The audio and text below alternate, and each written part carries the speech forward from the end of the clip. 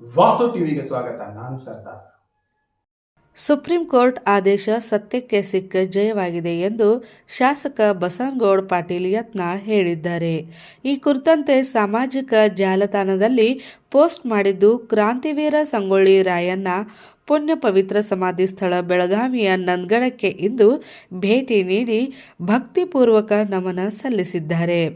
ಆಶೀರ್ವಾದ ಪಡೆದುಕೊಳ್ಳುವ ಸಮಯದಲ್ಲಿ ನಮ್ಮ ಚಿಂಚೋಳಿ, ಸಿದ್ದಸಿರಿ, ಏತ್ನಾಳ್ ಮತ್ತು ಪವರ್ ಘಟಕಕ್ಕೆ ಕಬ್ಬು ನುಡಿಸಲು 7 ದಿನಗಳಲ್ಲಿ ಅನುಮತಿ ನೀಡಬೇಕೆಂದು ಮಾನ್ಯ ಸುಪ್ರೀಂ ಕೋರ್ಟ್ ಆದೇಶ ನೀಡಿರುವ ಶುಭ ಸುದ್ದಿ ಬಂದಿದ್ದು, ಸಂಗೊಳ್ಳಿ ರಾಯಣ್ಣವರ ಪವಾಡ ಶಕ್ತಿಯ ಆಶೀರ್ವಾದವೇ ಸಾಕ್ಷಿಯಾಯಿತು.